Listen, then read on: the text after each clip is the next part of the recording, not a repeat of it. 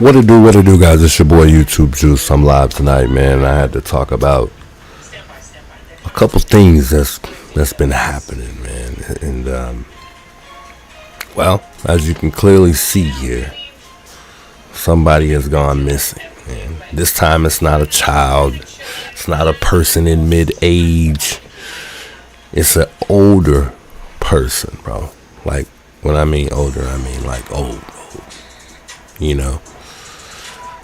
Anyways, let's dive into details, you know what I'm saying, to talk about what's going on, man. It looks like there was an old lady who went missing. As you can see, the name is right there on the screen. Her name is Nancy Guthrie.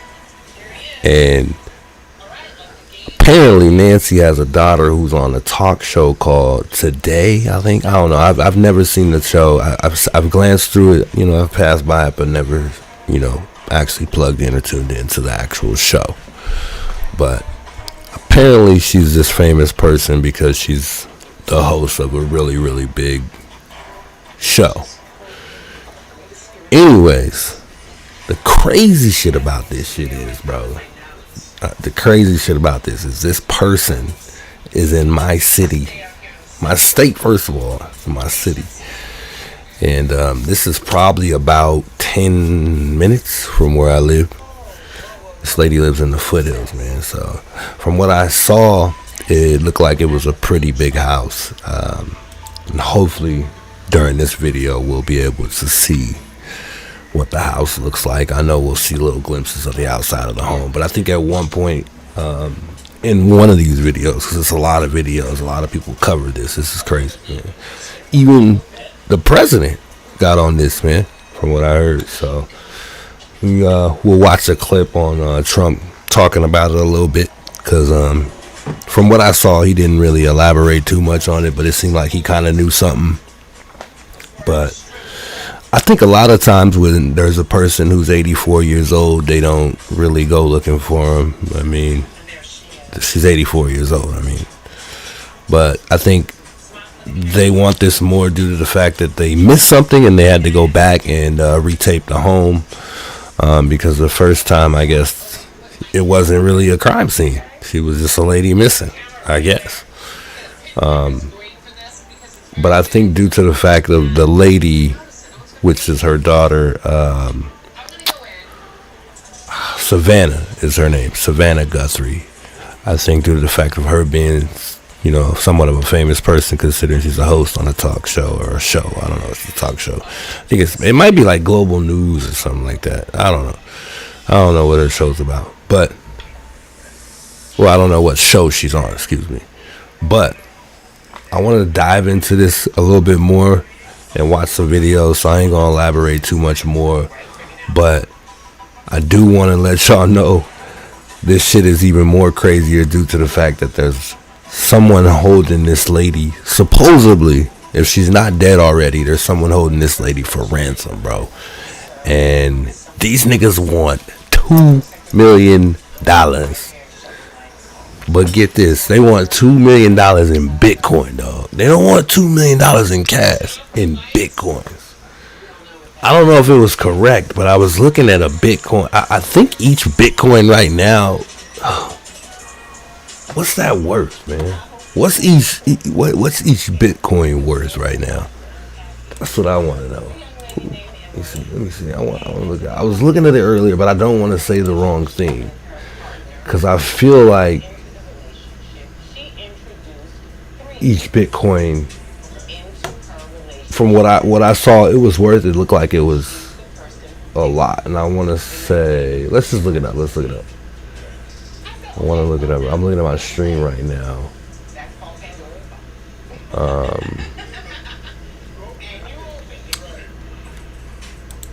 But anyway, I can't see what I'm looking at anyway. Let's look it up. Bitcoin. How much? No, I want y'all to see this. I want y'all to see this. Because correct me if I'm wrong. You know. How much is each Bitcoin worth? Remember, they want $1 million in Bitcoins. They want $2 million. $2 million in Bitcoins. So, and it says, as of February 2026, this year, The price of a Bitcoin is trading roughly between $63,000 and $67,000 USD. Alright? So, that means these motherfuckers will be billionaires. I'm not even going to try to do the math. Because 63, I would time, let's just do it. Times 63 times 2 million. Because we're talking Bitcoins here. If I'm correct about what they're these people, whoever they are, if it's not a family member, because something about this story is telling me, like, I think it might be a family member, but we ain't even gonna dive into all that yet. I'm jumping the gun here. We gotta watch this video, but let's just do this real quick. 63,000 times 2 million. How many zeros is that? 6 zeros, right? That would be $126 million. So technically they're asking for $126 million.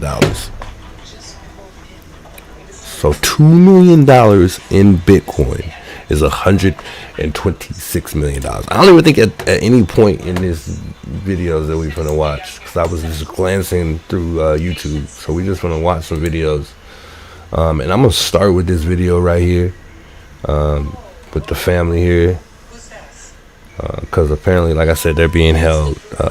The mom who's missing, which is Nancy Guthrie, she's being held for ransom right now. So, like, they want money. They're demanding them $2 million in Bitcoins, and this is a message that the family sent. We received your message, and we understand. We beg you now to return our mother to us so that we can celebrate with her. This is the only way we will have peace. This is very valuable to us, and we will pay.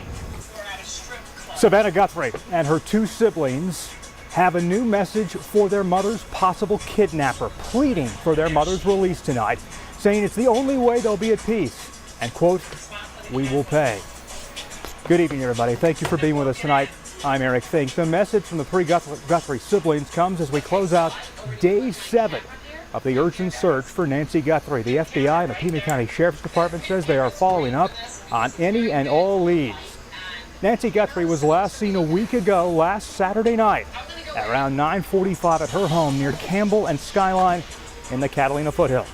And after right down the block from my crib, bro. Right down the block, bro. This shit crazy. It don't make no sense to me, bro. I lock my doors. I gotta go through 2 gates to get to my door, which don't mean shit, but bro, that's about, I want to say 10 minutes. 10 minutes. Don't get any ideas either, niggas. Don't get it twisted, nigga. I don't fucking play, nigga. I don't even gotta say that. Very, very tense day yesterday. Law enforcement spending a lot of activity late afternoon into the evening at Nancy Guthrie's home yesterday. Today, a very different scene. It was much more quiet. News 4 Tucson's Jacob Owens is live outside Nancy Guthrie's home in the foothills with the very latest tonight. Jacob.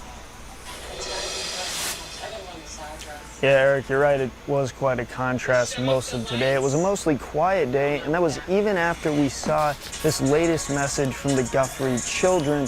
And as viewers heard, in that message posted to daughter Savannah Guthrie's Instagram, you can hear them acknowledging that they received a message from the possible kidnapper or kidnappers, in addition to Savannah Guthrie saying, we will pay.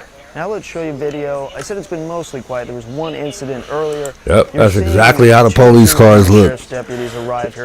Well, the sheriff, because we got 2, you know, obviously we all got different police, well, at least in my city. I don't know about your city. But that's exactly what our sheriff vehicles look like in my city. Good, they're just checking in.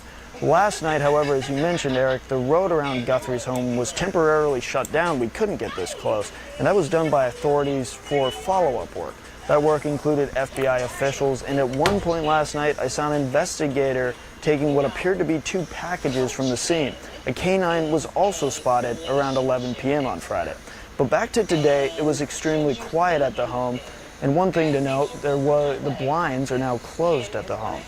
The Pima County Sheriff's Department say investigators have not identified vehicles connected to the case nor persons of interest or suspects. It's unclear when we will hear more from the department because as of now, there are no scheduled media briefings. and Sheriff Chris Nanos is not doing any additional one-on-one interviews. Eric, to take you back here to what we're seeing right now, it remains quiet, and when we're talking about media briefings ahead, the department has made it clear if there is a major development in this case, they will immediately schedule a press conference. Reporting live in the foothills, Jacob Owens, News 4 Tucson. Man, just crazy, bro. I can't believe that's in my city, bro. My hometown, dog. I can't believe it. Lost for words, bro. Really lost for words, bro. That's scary, dog. If there's really somebody out there who did some shit like this, that shit is scary, bro. That shit's scary. But I don't know, man. I feel like it's the. I want to say it's the family, man. I just feel like it's something to do with the family. I just don't see nobody in my city. I mean, it's happening. It happens anyway. But I don't see nobody out here doing no shit like that where I'm from. But I mean, it happens. Yeah. Just saying, it does. It does. Anyway, the president got involved in this whole thing. This shit's huge. There was like a little reel, just a little short on President Trump, and we'll see what he had to say. Mr. President, you promised Savannah Guthrie's family the full support of federal law enforcement. FBI is now... I'll give you a little statement. I think we're doing very well on that regard. You're probably surprised to hear that. I think we're doing very well. It's almost like he knows some shit, but he can't say. Like, he don't want to say, you know? Coming up fairly soon. Nationwide search? Is this a search like going it's to too Mexico? early, but he definitely got more insights than all of us. Run it back. You promised Savannah Guthrie's family the full support of federal law enforcement. FBI is now... I'll give you a little statement. I think we're doing very well on that regard. You're probably surprised to hear that. I think we're doing very well. Very well, meaning we have some clues, I think, that are very strong. And I think we could have some answers coming up fairly soon. Is this a nationwide search? Is this a search going to Mexico? I'm talking about a search. I'm talking about a solution. We have some things I think that will maybe come out reasonably soon from DOJ or FBI or whoever that could be could be definitive. When do you expect us to... A lot's taken place in the last couple of hours. A lot of things have happened with regard to that horrible situation in the last couple of hours. Mr. President, you promised Savannah Guthrie's family the full support of federal law enforcement. FBI is now... I'll give you a little statement. I think we're doing very well on that regard. So that's Trump. Trump got involved. Hopefully, you know, he can make something happen for these people. I don't know. I feel like they know already, dog. Something tell me they know already. They just haven't released it to the public for all we know. But I don't know. The Ring camera, there was a Ring camera that was ripped off in front of the home. There was blood at the front porch area near the door. The crazy part is the lady has a pacemaker, and from what I'm hearing too, don't quote me if I'm wrong, because it's just what I overheard.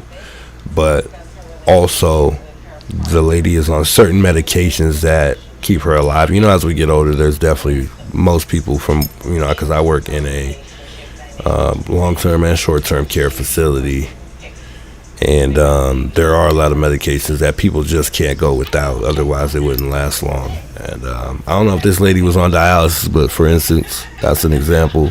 Some people be on dialysis, and you know, that's obviously a way of living for people. So that's one thing that somebody can't go without. But yeah, dog, my heart go out to the family. This is just a sad thing. The lady couldn't even live the rest of her life, and for all we know, she had a lot more life to live. A lot of us don't live too far beyond 84. I'm gonna keep it real with you, and most women outlive men. And in the environment that I'm in, I don't see a lot of men make it past 60, 70.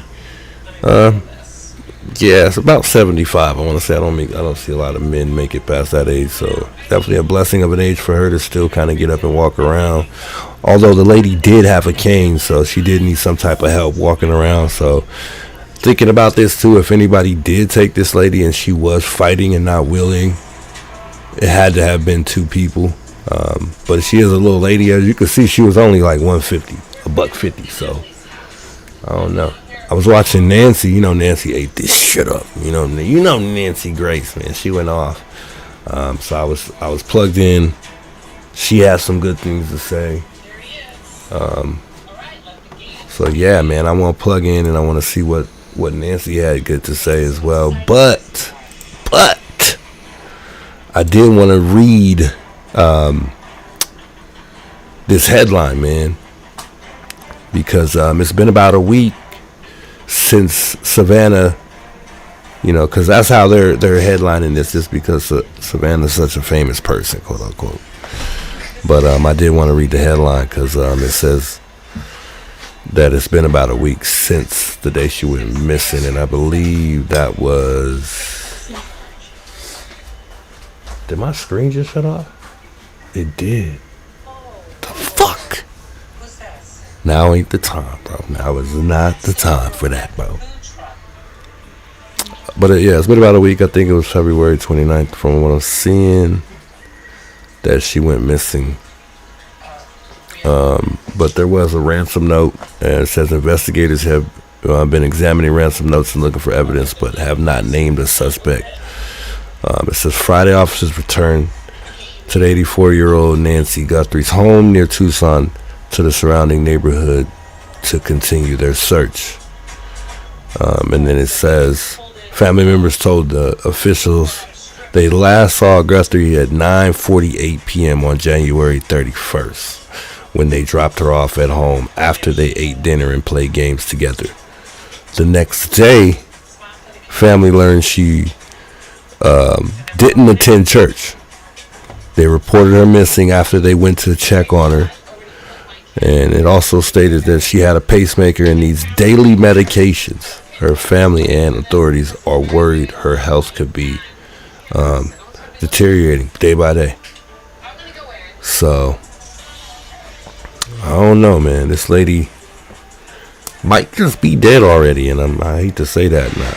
And definitely praying for that not to happen, but she's 84 years old. She needs her medication. Unless whoever took her was a family member and they got her medication and she's still living, bro. I just can't wait to see how this is going to unfold day by day. So we definitely for the stay locked in on this. This is a real interesting story for sure. Man. And I think there's a video playing down here. I'm not too sure what it is. Let me look at that real quick. Let's look at this video. Take a look. It's a memorial for Renee Good and Alex Preddy. This, as Borders are, Tom Holman told our ABC affiliate KST. Wow, this is not the video I just clicked on. I was gonna play this video, but it's definitely the video I was trying to click on.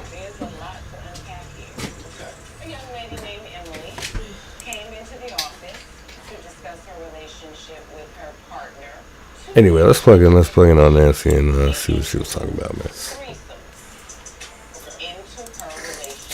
I want to put in that full video with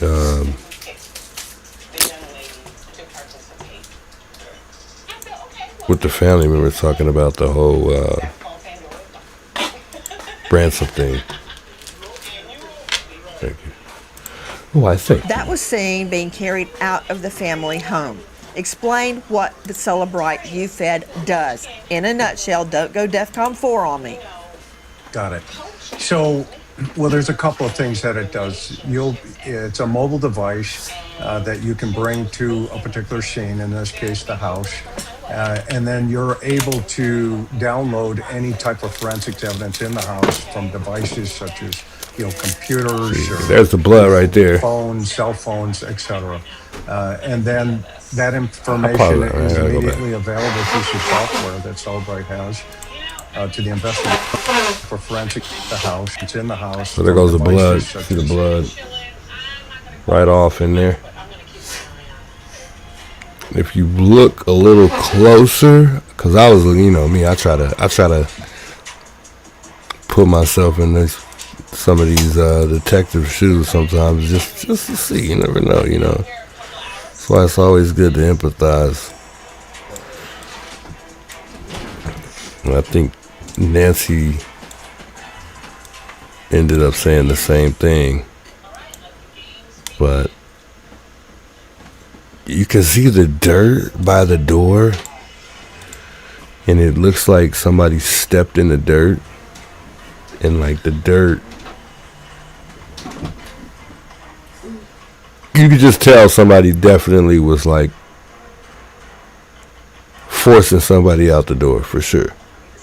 Ain't nobody finna step on the door and track dirt onto the actual tile, especially for someone going in and out their home and it's their home. So you could tell somebody definitely came out, and whoever took her out definitely was on her left if you're facing the street from her house, and she would have been to the left if you're facing her going toward the door. But definitely somebody definitely took this lady. I feel like it's a family member, dog. I'm sorry. It's gotta be. And you'll hear Nancy talk about it, but she thinks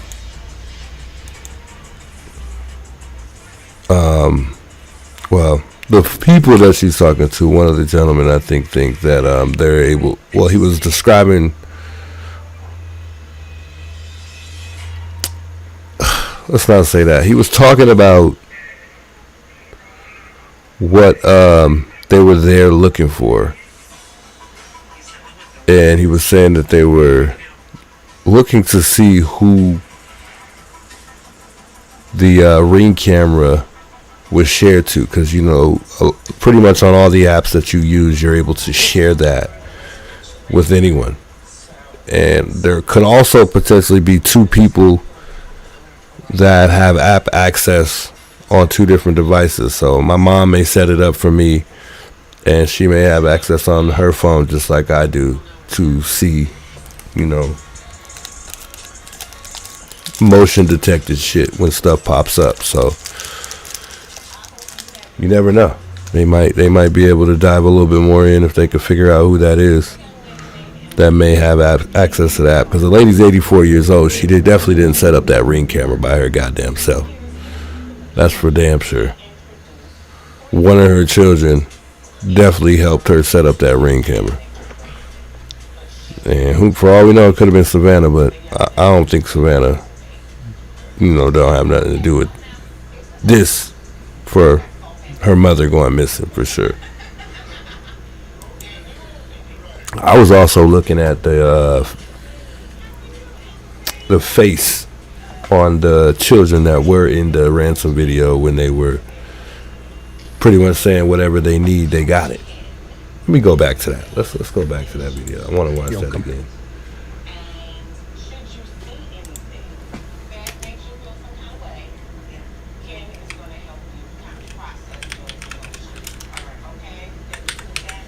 I want to see if I could pull that up. Savannah. I want to see the whole video, though. I don't know if they have the whole entire video. That's what I want to see. Because I keep seeing clips when the family responded about the ransom note. We received your message, and you understand it. It's very valuable to us. And we will. Savannah Guthrie and her siblings. Yeah, see, this ain't the whole video. But apparently they have the money and they said they'll pay. But if I'm hearing this shit correctly, they're demanding $2 million in Bitcoin, dog. Are they not registering this? Because we just looked it up and it said each Bitcoin is $63,000 a piece. And we just did the math. And after doing the math, 63,000 times 2 million is 126 million. Oh, I'm sorry, 126 billion. We fucked that up. 126 billion. And nothing against the family, but I gotta say this, dog. I gotta say this. Who in the hell?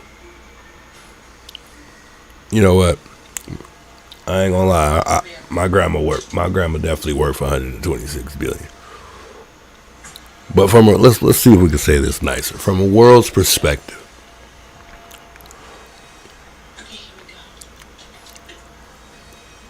who would think somebody's grandmother or somebody 84 years old would be worth $126 billion? Unless they meant they just want $2 million in Bitcoin. Like they just literally want $2 million in Bitcoin. I guess I'm just slow. But if they asking for $2 million in Bitcoin, literally, like, you know what I'm talking about, right? I don't know, man. I guess I'm overthinking it. Okay, they just want $2 million in Bitcoin. They just want $2 million. So they want, how much is $2 million in Bitcoin? Since it's $63,000 for each Bitcoin. How much would that be? 63,000. Let's go times 13. So about 15 Bitcoins. 63,000 times 15. Yeah, so about 15 Bitcoins. Since each Bitcoin is roughly 63 to $67,000. So 14 to 15, 16 Bitcoins is what they would have to come up with to pay whoever this is with this ransom note. And they got until Monday? I think they got until Monday to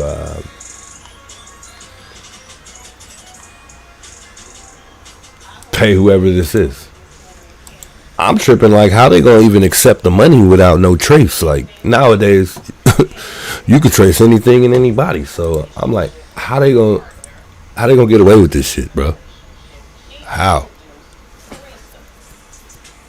Make a fake account, but they gonna pull up the location of wherever that is. So how you gonna get your money?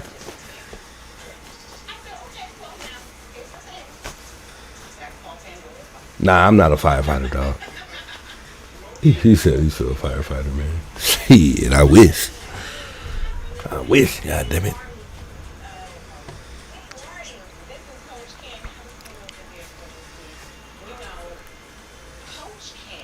By the way, I had to plug in and do this, bro. I had to. But by the way, I'm about to do some live DraftKings bets after this, man. I want to see how that's going to go. It's like 2 in the morning for me right now. It's late as hell. Forgive me. I'm a little slow sometimes, too. Anyway, I wanted to play this video before I stop talking about this crazy story. But we're going to keep following this story because this story is crazy as hell. And I just can't believe an 84-year-old lady 10 minutes down the road from me went missing, dog. I just can't believe it. But I wanted to watch the little video with Nancy Grace. You know, just talking about everything that occurred, and maybe this will enlighten some of my viewers a little bit more. Cause you know, Nancy ate this shit up.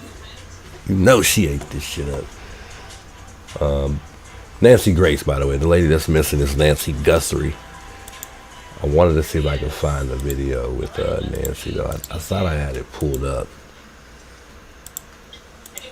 but I might have somehow exited out the video. Let me see if I can find it.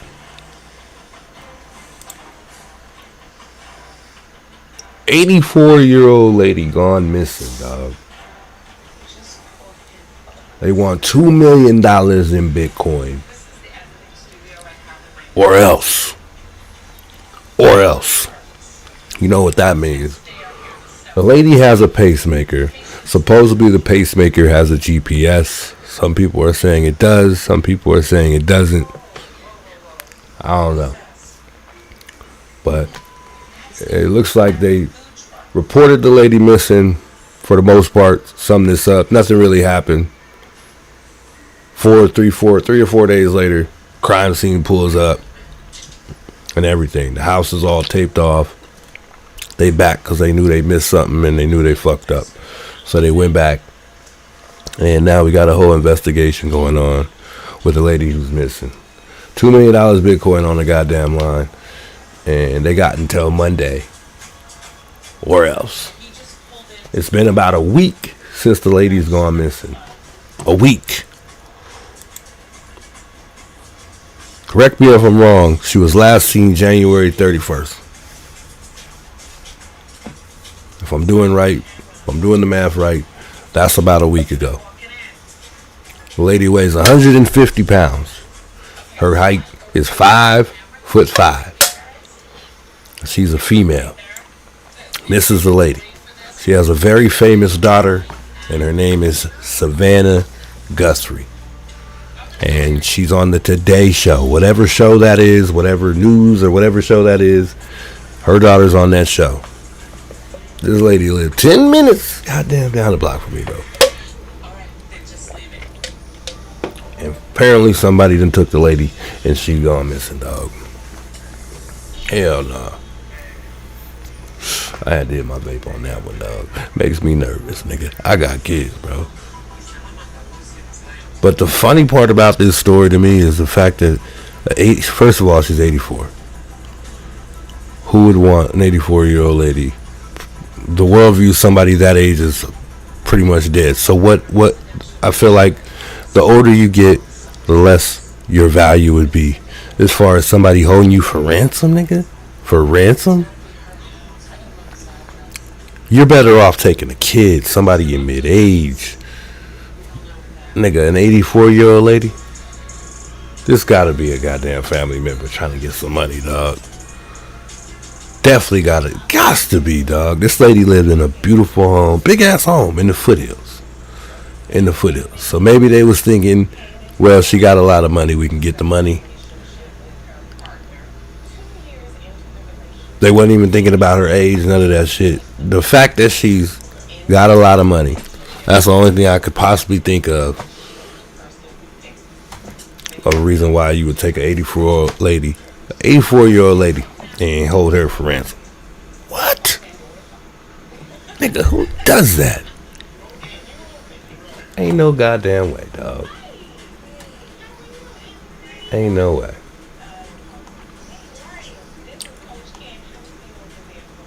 Let's see if we can find it. So,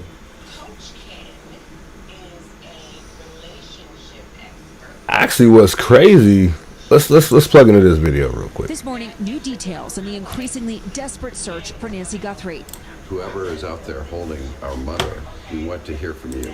Late last night, Savannah posting this video of her brother Cameron talking directly to the person or people who potentially took their 84-year-old mother. We haven't heard anything directly. We need you to reach out, and we need a way to communicate with you so we can move forward. But first, we have to know that you have our mom. Because remember, they said they got the money. The family put out a video saying that they got the money. And they'll pay them whatever they want, which is that $2 million, so they can just have their mom back. So remember that.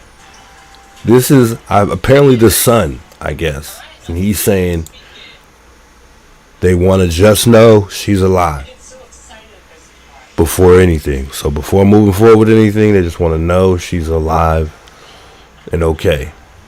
Anything directly. We need you to reach out, and we need a way to communicate with you so we can move forward. But first, we have to know that you have our mom.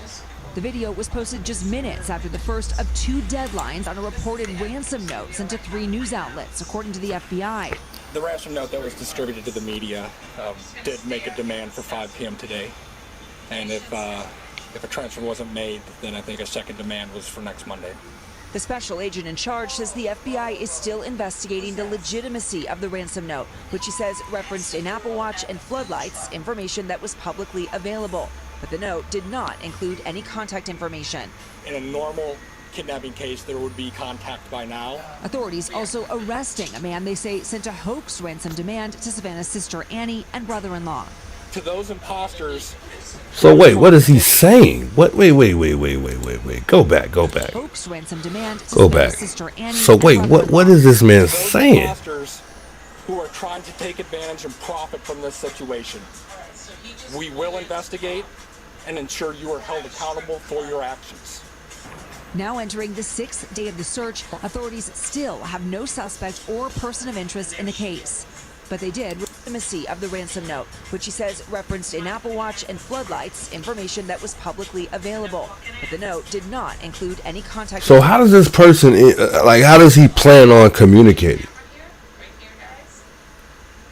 This lady got to be dead, y'all. I'm sorry, but if they're not communicating, but is that what he's saying? Because he said by now, based off his experience, by now there would have been contact between who's ever holding this old lady. Let me stop calling her old lady. Who's ever holding Nancy Guthrie for ransom? In a normal kidnapping case, there would be contact by now. Authorities also arresting a man they say sent a hoax ransom demand to Savannah's sister Annie and brother-in-law. To those imposters who are trying to take advantage and profit from this situation, we will investigate and ensure you are held accountable for your actions. Now entering the 6th day of the search, authorities still have no suspect or person of interest in the case. But they did release a more detailed timeline of the night Nancy disappeared. They say at 1:47 a.m., the doorbell camera disconnected. At 2:12, software detected movement on a camera. And at 2:20... I don't care what nobody say. The police should have been right there in between that window time right there. 2:12 a.m. and 2:28.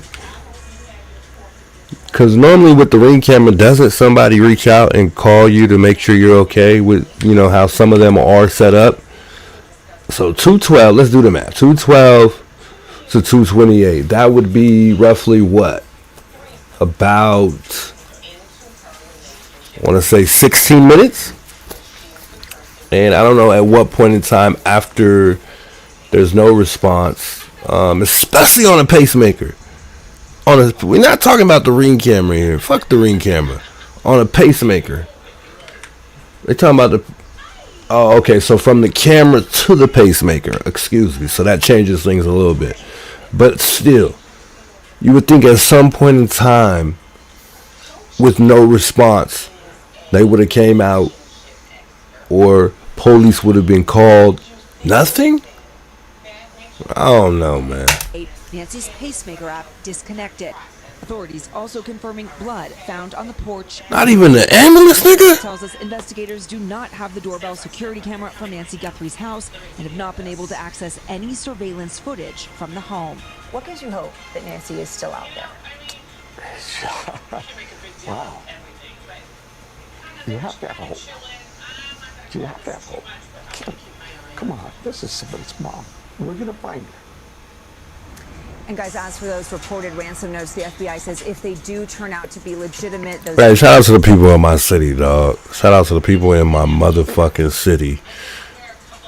From me to you, dog. I appreciate how they really handling this. Consider it's an elderly woman. I don't feel like this case would be handled. I don't feel like this particular situation would be handled the way it is. If it was my grandma or a lot of other people's grandma, to be real with you. Like I said, due to the fact that the mother... the daughter of, the mother, which is Nancy. So Nancy Guthrie is the person missing. The daughter is Savannah Guthrie. She's the one who's supposedly famous, and she's on this, show called Today. And like I said, I don't feel like if it wasn't for her being at the level of fame that she's at, it would be handled the way it's being handled right now. But I got to give credit to the people for putting this out there. Just, you know, that's going to be us in general. But, you know, for handling it the way they're handling it, just because of the lady's age, you know, I feel like they would handle this in a crazy way like they are if it was a kid. You know what I'm saying? But it's an elderly lady and they handling it like if it was a kid. So it's crazy, bro. It really is. It's dope. And they are able to make that contact. So see, these niggas ain't playing. They say they have crisis negotiators here in Tucson ready to assist the family. Meanwhile, the FBI is also ramping up their search efforts, and they are now offering a $50,000 reward for any information that leads to an arrest, or more importantly, to Nancy. Craig. Liz, course force there in Arizona again. Liz, thank you. NBC's Tom Winter covers crime and security force. Tom, good morning. So now we have two videos from the family, both addressing the abductors. Where do things stand now with regard to the investigation? Where do things go from here? Sure. So, you know, we all heard that press conference yesterday. There were some key pieces of evidence that they hoped that they would be able to have. It would give them some of the critical clues to try to figure out who's responsible for all this. And those things didn't pan out. So right now you do have these ransom notes. It's the best thing that's in front of the family, the best thing that's in front of law enforcement as far as a possible avenue. And look, even if these ransom notes turn out to be a hoax, you've still got Savannah Guthrie communicating directly to whoever did this, saying, hey, the door is wide open. Contact us. We're here. We're ready to listen. That's what she's been saying. You've got her brother coming out, having a statement last night. We haven't heard from you, but we're here. We're ready to go. So even if the person who is actually holding Nancy or was responsible for this crime is not connected to these letters, you're still giving that person a path to say, look, let's talk. Well, if that ransom note is legitimate, I mean, everybody's buzzing about this. It revealed, let's see, it includes 2 deadlines, right. No way of communicating, and it also mentions that Apple Watch and that floodlight. What are we supposed to make of this? What we're supposed to make of it, according to law enforcement, is, look, we're taking it seriously. That's what they're saying this morning. And they haven't been able to tie it definitively back. They don't have a kidnapping. They should have been taking this shit. They should have been taking this serious from the beginning, when they fucked up and missed something in the first place. Make of it, according to law enforcement, is, look, we're taking it seriously. That's what they're saying this morning. And they haven't been able to tie it definitively back. They don't have a kidnapper. They don't know for sure that these notes are there, but we did have a 5 p.m. deadline yesterday. And so the hope is, and perhaps that's already happened just here in the last couple of moments, the last couple of hours, is that whoever sent this reaches back out. If it's legitimate, they'll reach back out. The family has said, look, show us proof of life and we'll talk. We will have a serious discussion about this. And so you're hoping with these deadlines coming up that there is an additional attempt to follow up. The other piece of this is the Apple Watch and the floodlights. Of course there's floodlights at Nancy Guthrie's home. There's an Apple Watch photo. We have it. There's a great photo of it here in a loving embrace between Savannah and her mom. In the studio. Right here, just 4 or 5 feet to my right. Yeah. So when you look at that, you say, okay, does this person have any additional information in this follow-up? Can they offer something that says definitively, oh, they really know something about Nancy that the public doesn't know? Tom, one of the things that stood out to me yesterday the most was this timeline, a more specific timeline. In fact, I want to put it up for folks at home, and let's drill down some of these times and what, if anything, we can glean. Yes, break it down, bro. And how could this inform the investigation moving forward? So, for those of y'all that can't really see it, so it says Nancy travels to local family's home, 5:30 p.m. So then later that day at 9:48 p.m., she drops off. Family drops Nancy off at home, and garage door opens. 2 minutes later from the garage door opening, and then it says that the garage door closes. Normally, typically, when gates close behind you, when you're entering in like places like apartments in your own home, I have a gate in my yard that, you know, it's a clicker, you know, or it's like the ones you put a code in. Normally those close, I want to say it roughly after about a minute, and for the ones that do stay open a little longer than others, are about 2 minutes, let's just say. So that looks correct. So far everything looks on board as far as times and from the time that she got dropped off. 1:47 a.m. doorbell camera disconnects. And then just about roughly, I want to say 13, so about 23 minutes after that, after the doorbell camera disconnects, the software detects a person on camera at 2:12 a.m. As you can see right here. Then it looks like 14 minutes, 16 minutes after that, at 2:28 a.m. the pacemaker app shows disconnect from the phone. So it looks like the family didn't check on Nancy after that up until 11:56 a.m. that very day.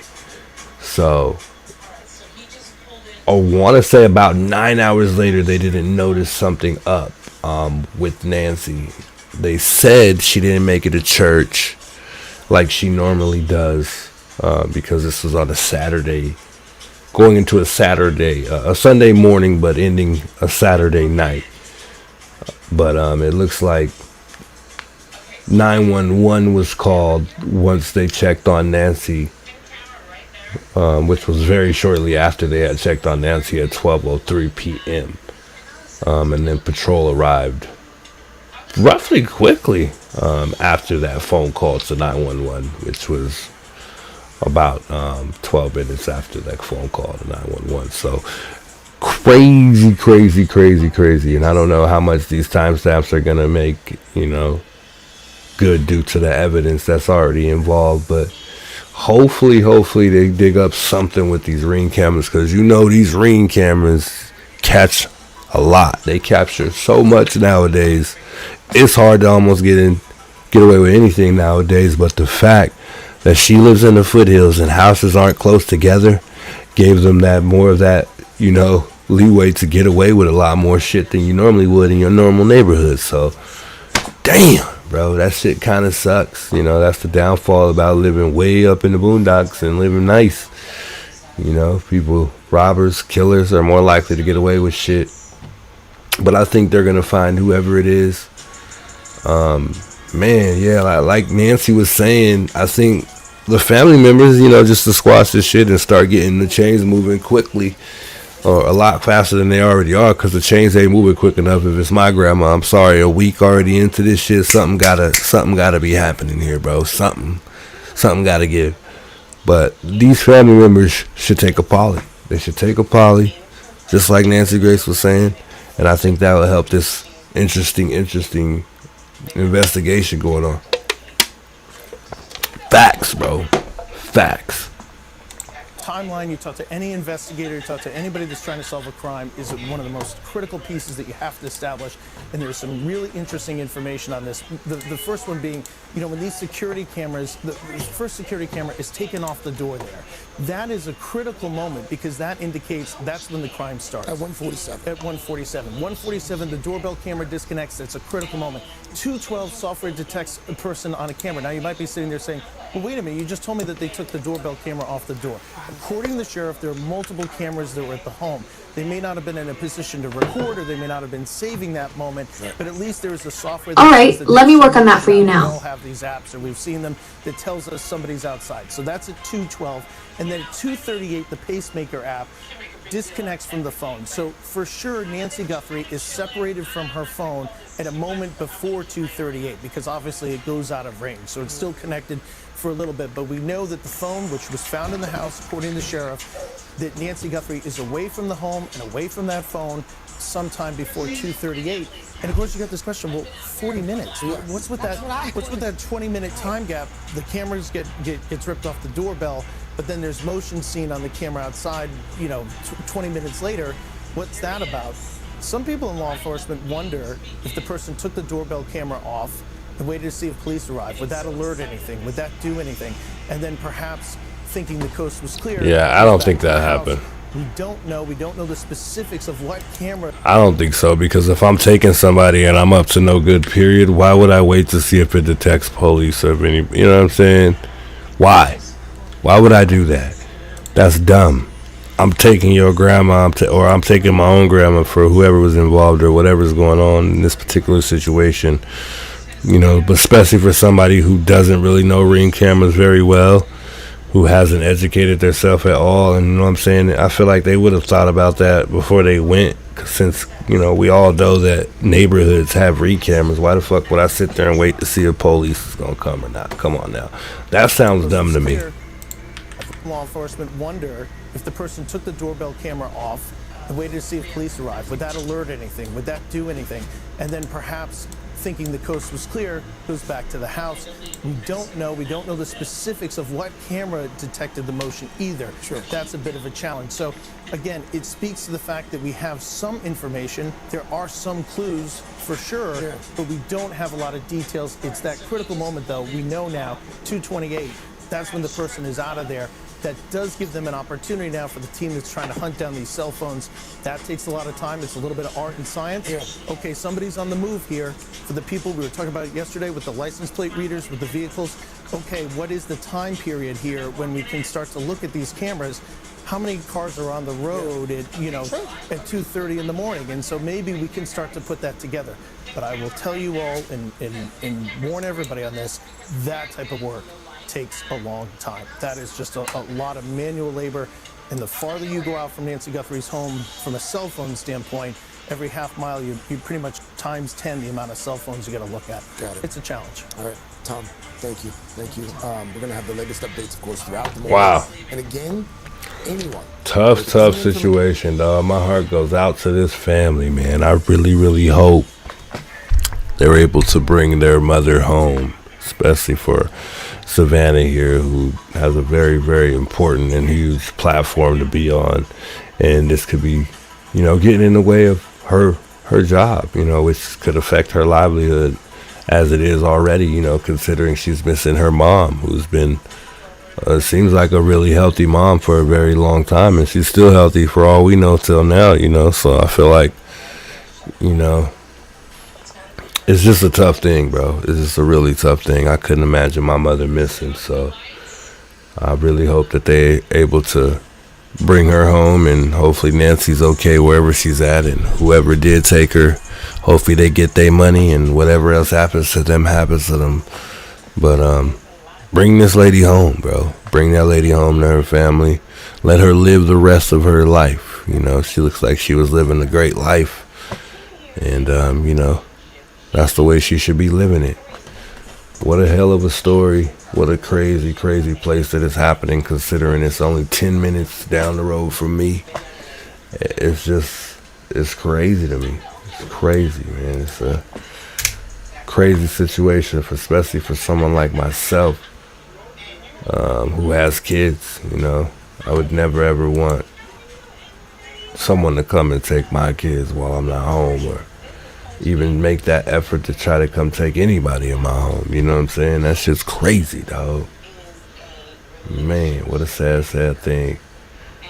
But it looks like this is pretty viral, man. A lot of people trying to cover this, and even so far as the president, getting on to this. So crazy, crazy thing, man. Shout out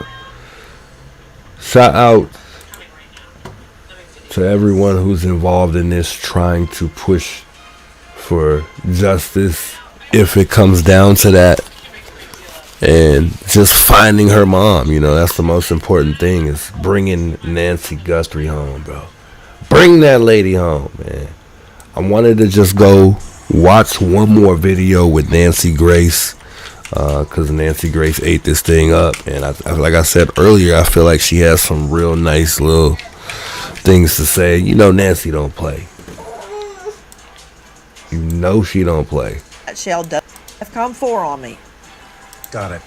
So, well, there's a couple of things that it does. It's a mobile device that you can bring to a particular scene, in this case, the house, and then you're able to download any type of forensics evidence in the house from devices such as, computers or, phones, cell phones, etc. And then that information is immediately available through some software that Celebrite has to the investigators on the scene. It can get deleted texts, emails, IMs. It can get encrypted. Correct. And it really came to the forefront of our national knowledge, our bubble of knowledge during the Alex Murdaugh trial, when a Secret Service witness took the stand to explain how it was used in that case, and it worked. This is what I'm thinking.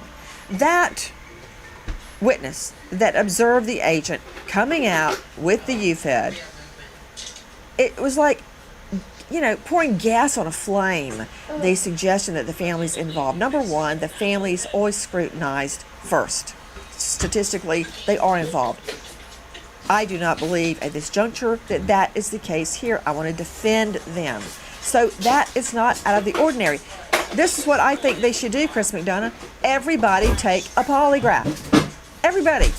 Everybody in the family, all the granny nannies, everyone that worked with her in her yard, in her driveway, the handyman, the Instacart person, the pizza guy, all of them, even the Sunday school teacher. Yes, I said it. Friend. That's how it sounds. Teammate, I need your support. Friend and colleague. He is the director at the Cold Case Foundation, former homicide detective with over 300 bona fide homicides under his belt. Also, host of the YouTube channel, The Interview Room, where I found him. Chris, thank you for being with us. Regarding this whole theory that the family is involved in some way, which I reject. Scene, in this case, the house. And then you're able to download any type of forensics evidence in the house from devices such as, computers or cell phones. And then that information is immediately available through some software that Celebrate has to the investigators on the scene. It's not coming up on It can get deleted texts, emails, IMs. It can get encrypted. Correct. And it really came to the forefront of our national knowledge, our bubble of knowledge during the Alex Murdaugh trial, when a Secret Service witness took the stand to explain how it was used in that case, and it worked. This is what I'm thinking. That witness that observed the agent coming out with the UFED, it was like, pouring gas on a flame. The suggestion that the family's involved. Number one, the family's always scrutinized. I don't know what happened, but it sure ain't working. Statistically, they are involved. I do not believe at this juncture that that is the case here. Out of the ordinary. This is what I think they should do, Chris McDonough. Everybody take a polygraph. Reason, everybody. It's just not coming everybody in the headset. family, all the granny nannies, everyone that worked with her in her yard, in her driveway, the handyman, the Instacart person, the pizza guy, all of them, even the Sunday school teacher. Yes, I said it. Submit to a polygraph. What do you think about that, Chris McDonough? And then anybody that says HELLNO, they're at the top of my suspect list. Why my headphones are off? Yeah, I think almost immediately that's not a bad idea, and I think that They should not be off whatsoever. But you can They must take have glitched Savannah out or and the something. brother off of that I don't list right away. What the anomaly is, That means that's the end of my UFED stream. That's what that problem here means. is who brought it to the scene. And that was the ICAC team, Internet Crimes Against Children. So this could be a whole... Anyway, folks, that's going to do it for me. It's your boy YouTube Juice. Shouts to those who stopped by and plugged in with your boy tonight. I just wanted to come through, talk a little bit about this lady that's gone missing, man. It's just a sad thing. I just can't believe some shit like this went down, man. I really don't understand. I really don't. Lady's 84 years old, and all of a sudden, somebody just comes into her home, takes her, and then holds her for ransom for $2 million in Bitcoin. Come on, man. Something ain't right, dog. Something is not right. One of them family members got something to do with this, bro. Ain't no goddamn way, bro. Ain't no way. Ain't no way no lady just gonna go missing like that, dog. Ain't no way. I'm literally lost for words, man. I really am. lane that's I don't even know what to being think. looked at here that is kind of a one I don't know what from to the think. actual abduction of Miss Guthrie. Okay, put him up. Are you saying that now we're investigating a crime on a child? Are you actually saying that? I'm Yes, ma'am. saying that, well, I'm saying it's That's a yes, possible no. there could, yes, it's possible. Okay, no. No, they had the Celebrex, so they brought it over. Now, if I'm asking you to bring over some case files, do you put on a Crime Stories t-shirt? No. You come in what you're wearing. Case solved. No. I don't think there's a... You know what? My sound cut out. I'm going to try to get my there and think about headphones what you working just while said. we're watching this video. What? But what? I'll tell you, here's the deal. When you have a major case like this, and I've worked many of them, and you run across something, you go, what is this? Okay. You don't have the ICAC people happen. That is a secondary problem that they potentially could have run into. It may not be involved with Miss Guthrie in any way, shape, or form. However, these guys did show up, and they don't show up to search for missing 84-year-old women. That's my point. Okay, they show up when they've got a Celebrite and it is needed there. That's my 2 cents on that. Let's move forward. Yep. Away from your theory that we're now Got it. investigating crimes on children. Let's try to get out of the weeds and back in the middle of the road.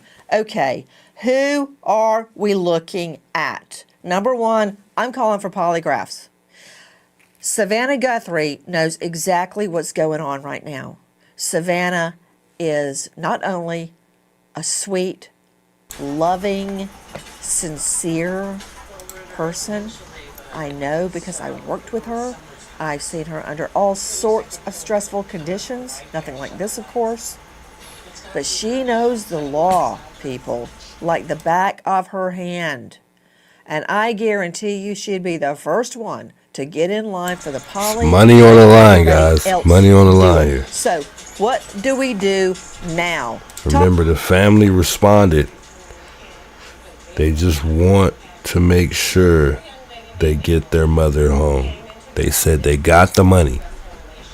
They got the money. But they just want to know their mother is alive. And I believe this is probably, I'm guessing that's the daughter and then that's the son. I don't know how many kids Nancy Guthrie had, but I believe this is Savannah in the middle. And the other two, I mean, they look like they're pretty. They've been crying all damn week. That's what they look like. And, you know, you never really, it's hard to really criticize how somebody grieves or whether or not they're remorseful for what's going on or what they did. It's a tough thing to judge. So I don't know, man. In this video, I can't really say. I don't know, man. I really feel like they really been crying all week. The brother, the dude on the right side, I don't know about him. He look a little suspect to me. He's kind of looking down to the right, and just looking at it, it's hard not to be judgmental about it. And a lot of the times we look at the family first, especially in a case like this, or not a case, but an investigation like this, where you're just trying to pick out what could be wrong, you know what I'm saying? And you start with the family or you start with friends. You got to start somewhere, you know what I'm saying? Because right now, they don't really have any leads. There's no leads at all whatsoever. So they're just trying to find something, like, and if I'm the investigator or detective in this case, I'm digging anywhere I can just to try to come up with something, you know what I'm saying? That's just how the game goes. Person, I know because I worked with her. I've seen her under all sorts of stressful conditions. Nothing like this, of course. But she knows the law, people, like the back of her hand. And I guarantee you she'd be the first one to get in line for the poly to make everybody else do it. So what do we do now? Todd Shipley is with us, digital cybercrime expert, former Detective Sergeant Reno, 25 years in law enforcement, author of Surviving a Cyber Attack, author of Investigating Internet Crimes. This is your bailiwick, the whole UFED, Celebrite. What do you think is going on? To me, it's SOP, Standard Operating Procedure. Instead of carting all the families' laptops, their desktops, their phones, everything out, they just did a UFED. That's what I think happened, Todd. Well, I don't think you're incorrect, Nancy. I think what happened is it's who's available at the time. So you got a major crime, and somebody could have been on vacation or something like that, and they said who's got access to and who's trained to use the tool. And so the ICAC guys go, "We're here, we can show up." What I think happened though is the reason they focused on the family, if they did at that time, was keep in mind things like Ring cameras and those other cameras can share the videos to other people. And so they may have been trying to find other evidence on those phones from the family's phones that was shared by the Ring camera at the house. So there's a lot of other things that explain why this occurred. It wasn't that there was some other crime occurring. The family may have had evidence that they wanted to look at. The Uber receipts, all the other things that were going on. They're trying to build a background around what happened, and it's on phones because we've talked about this many times about how the phones have everything about our lives, and it's going to describe the mother too. Okay, you listed, and I really like this idea, Todd Shipley, other things. When I think of a UFED Celebrite, I think of a cell phone, I think of an iPad, a desktop, a laptop. You're saying there are other devices as well that can be factored into the UFED, not just those devices, such as what? So what we're talking about is the apps on the phone, because you can share those apps with other people. And so I can share my Ring camera app with family, friends, whoever I want to share it with. And that may have been on the phone, and that's what they're looking for. They're looking for the Uber connections. They're looking for all the apps that were used to build a background about what the mother did. They're looking for all, and that may have apps that were used. That's what they're looking for.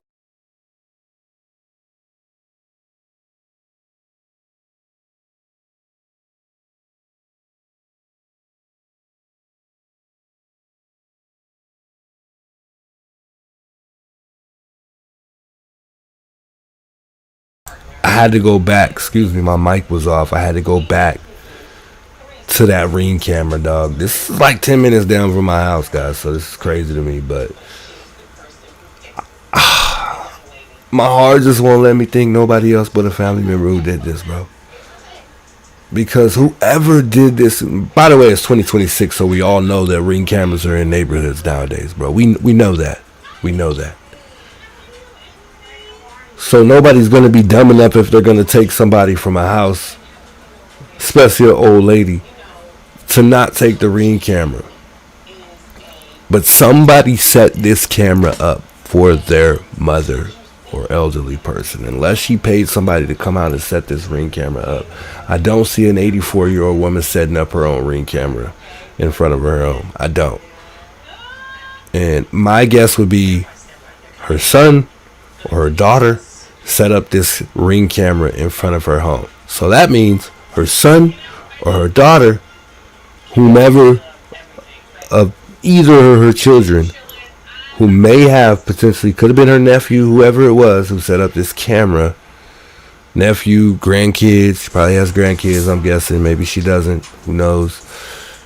Whoever set up this Ring camera should have some type of access to this Ring camera, and they need to step forward so these guys can try to gather some type of evidence to see when she left, who took her.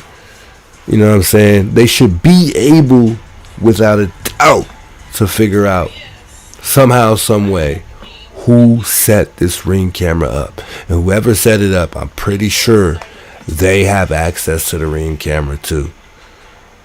No doubt about it, bro.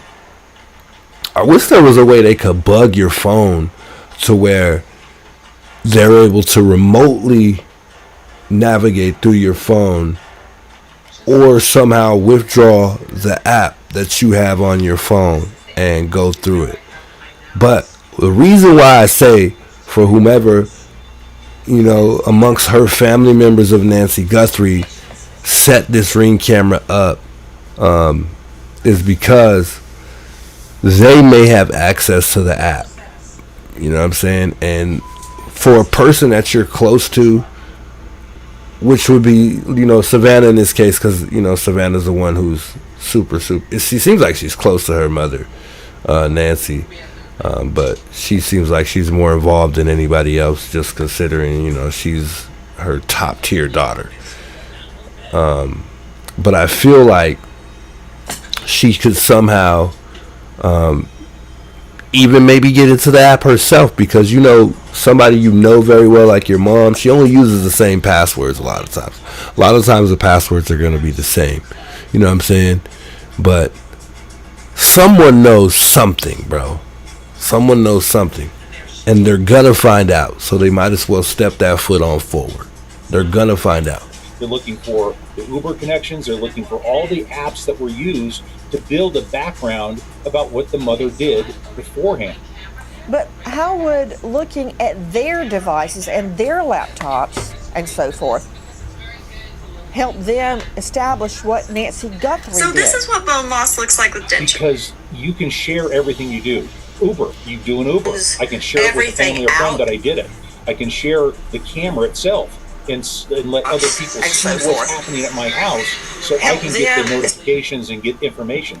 And that may have been what's on their phones. It's not something nefarious. It's just that all these things can be shared between phones now, and they could have had the images or some other things. Maybe even the pacemaker. I don't know how the pacemaker, this particular one, worked, but it could have been shared across other devices so that people knew she was in trouble.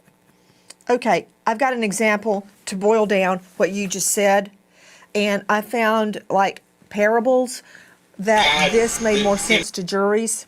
Okay, we have granny cams at our home because of my mother. My 94-year-old mother lives with us. My husband has the app. I have the app. Our children have the app.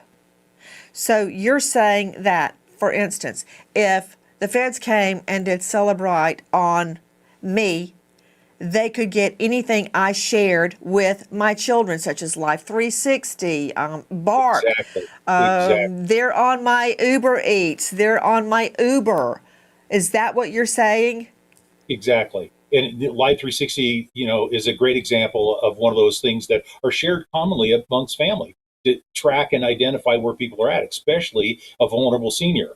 That's an important thing to understand where they're at. And so the family wants to know. So their apps are going to be tracking what's going on with mom. Okay, what if they had a family phone plan? Do you know about those? How Sure. a group of people, okay, explain that. Would that be included? Well, it could, potentially. It just depends on the settings that you as the user set up or the owner of that family plan. Now, some of those things, those family plans, share the text message and share all those things. And you can, as the owner of the plan, can go.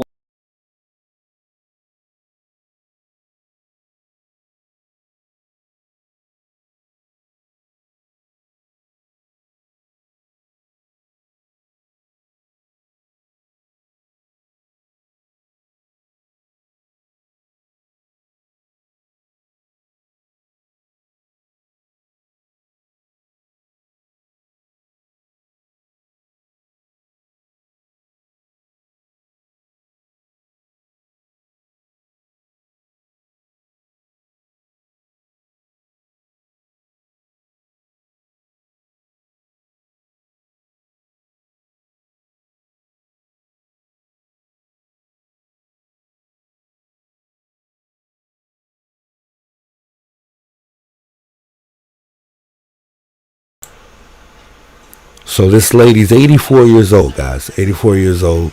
My bad, I had my mic off. I was ranting off over here. But she's 5'5". Just remember this. She got brown hair and blue eyes. 84 years old. 5'5", 150 pounds. Brown hair, blue eyes. Just remember that. Out of the state of Arizona, city of Tucson. Tucson, Arizona. Just remember that. She's being held for ransom for $2 million in Bitcoin. $2 million. There was a ransom note, I believe, was left at her door. And that ransom note stated what I just told you right now. They have until Monday, which was stated also in the note, to give them that money for whomever this person is holding this 84-year-old lady, Nancy Guthrie. They got, how many days is that from today? 2 days. They got 2 days. This is crazy, bro. This is crazy. My heart goes out to the family, bro. My heart really goes out to this family. And it's sad, but honestly, I really feel like it's somebody in this family that did this, bro. It's gotta be, dog. Nothing's telling me somebody would just be like, you know what? I'm finna go rob me an old lady. And if I don't find nothing in her house, I'm gonna hold her for ransom. What? I mean, that's how dumb somebody would be. Because somebody who's 84 years old in the environment that I work in isn't this healthy, for one, and they don't got much life to live. So if I'm gonna hold somebody for ransom, it's gonna be a child. I'm not gonna hold an old lady for ransom for no money. Luckily, she has a daughter who is on the Today Show, which is a pretty big platform from what I've seen and observed. And I think this is why this hit the headlines so hard. But let's plug back in. And see certain activities, depending on what's happening. So those are other technologies that, the law enforcement is going to be looking at to see the behavior before and after the incident. So bottom line, Todd Shipley, if they could, and I'm using that as a verb, celebrate the family's information, they could then, at the same time, capture any shared apps that were shared with Nancy Guthrie, correct? Correct. Exactly. That's why the Celebrite was there. They were looking at every phone. Got it. And just an example, Todd Shipley, of how important that is, the Brian Kohberger, Idaho case. We know that there was a delivery, I think it was a DoorDash, around 4 a.m., 3:30 a.m., 4 a.m., because we saw it on one of the victim's phones. That's how important this is. I'm thinking about how to go old school to find Nancy Guthrie, starting with LPRs, license plate readers, red light cams. Yes, Jeffrey Gentry joining us, forensic certified bloodstain pattern analyst. The crazy thing for me is, why would an old lady order some DoorDash at 4 in the morning? At 4 in the morning, unless she was ordering coffee. Like, I want to know what she ordered. Like, what did she order at 4 in the morning? Like, what possibly could she have ordered at 4 in the morning? To his phones. Like, that's what? how important this is. I'm thinking about how to go old school to find Nancy Guthrie, starting with LPRs, license plate readers, red light cams. Yes, Jeffrey Gentry joining us, forensic certified bloodstain pattern analyst, senior crime scene analyst, death investigator, author of bloodstain pattern analysis, author of forensic science, applications to death and crime scene, author of death investigations, information to obtain during a forensic death investigation. It goes on and on. Let's talk old school. We've heard over and over from mainstream media that nobody's door cam could likely catch anything because as the houses in that neighborhood are set far off the street and there is a lot of foliage, trees, you name it. That's why people want to live there. You have a secluded, look at all the, can I see that aerial again? Look at all the trees, the foliage around each home. I see what they're saying, but those streets, Jeff Gentry, have to pour out somewhere, like the stream to the river, like the river to the sea. There's an outlet somewhere, and at that outlet, I guarantee you, there's a red light. Bam! Right. What about it? I completely agree. At this point, 6 days into this investigation, if you do not have a suspect and you do not have a solid lead, you can't just sit around and wait. I know we have tons of people working on this. You actually have to go out, like you said, get old school. You have to rely on traditional police work and you have to rely on science to solve this crime. This is not your typical criminal. It's not somebody that has made huge mistakes. They probably didn't have their cell phone with them, where they're going to get cell tower pings. They're not making major mistakes like you see in a lot of crimes of passion. This is obviously planned out. This is not your typical crime. But you see that they did make mistakes. They took things from the home, like the camera. They made mistakes by leaving bloodstains behind. So when you're talking about forensics and science, you think about every single contact leaves a trace. That's one of the foundations of forensic science. Every single contact leaves a trace. So when this person was preparing for this crime, they left forensic evidence. When this person was traveling to the scene, they left forensic evidence. When they broke into the home, and we're talking about forced entry, a lot of people don't know what forced entry means. It means like a door was either pried open, a window was broken, somebody used some kind of a mechanism to unlock a door. So that's what forced entry means. So they're leaving behind evidence. Looking at the front door, I don't see any fingerprint dust. So what I would do in this case is I would scrap everything, start from scratch, recreate this whole event. Try to think about how this criminal got in the home, walk their path. How did they interact with the victim? Walk their path. Did they sit down somewhere? Did they touch things? Did they wash their hands? Did they eat something out of the refrigerator? All of these contacts inside the home and with the victim can leave trace evidence. It could leave fibers, it could leave fingerprints, it could leave DNA. You can't rule anything out in this case. Even if they've released the scene, they can still go back in and use blood-enhancing chemicals like Blue Star in the dark to see if bloodstains that may have been wiped up, or maybe small bloodstains that got disturbed during these contacts. You have to think like a criminal in these cases. How did this person get in? How did they exit? The door cam. Most of these door cams, you can't just pull them off. They require some kind of special tool to get them off. So was there some kind of a scratch? Yeah, whoever took that ring camera is definitely a family member, no doubt about it. Or did they leave a fingerprint behind when they were reaching through the door to remove this camera so it wouldn't see when they're walking her out? Like we mentioned before, there doesn't really appear to be a struggle at that front door. We know that she was bleeding. We know she's standing there for some period of time. We believe that she was upright and walked away because the nature of the blood stains. But why didn't she fall to the ground? What was the reason that she left that home without being dragged away or carried away? There's no evidence that she was murdered in the home. So why did she leave? You have to think about all these things. You can't rely on assumptions at this point. You have to recreate everything and figure out where this person messed up, because this criminal did mess up somewhere, and they will be caught. One thing I've been wondering, and I'm projecting, it's really hard to pick up my mother, who's very light, she's 94, and move her anywhere without her walker. Very hard. Now, Nancy uses a cane. Is her cane missing? Did she have a walker that she used at home? Is it missing? Did they take that? If they didn't, I'm wondering if there had to be two people to help her walk, Jeffrey.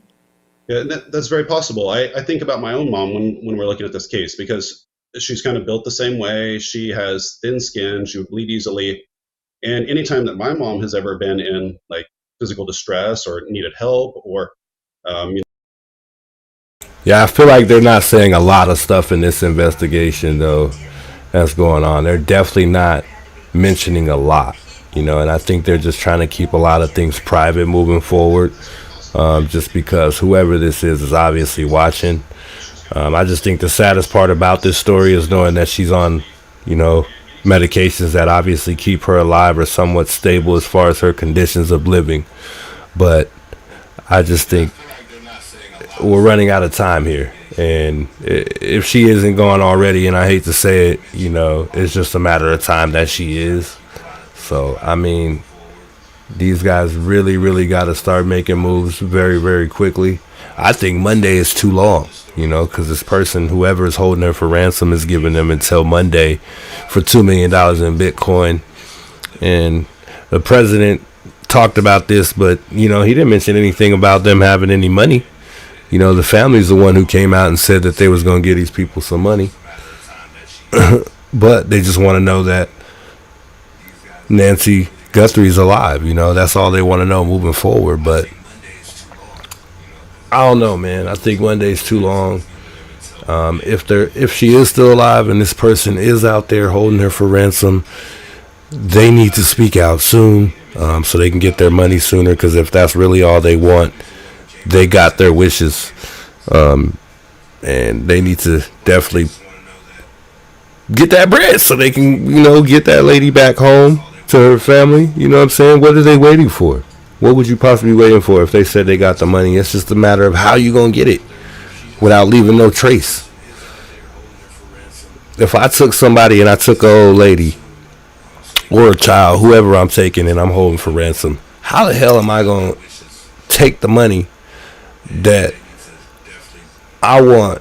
You know what I'm saying? How am I gonna secure the bag? You know what I'm saying? How am I gonna secure the money? I just don't. I don't see it. I don't see them being able to do that without no trace. There's just too much technology in this world today, and it's just so hard to not leave a trace. Like it's just no way. You could even do it with money, cash, pure cash. So there's no way possible for you to really hold somebody ransom for money nowadays. I just don't see it. So I feel like whoever it is, the job that they should be focused on is covering this up. Because getting some money and not being able to enjoy that money that you about to get for taking an old lady,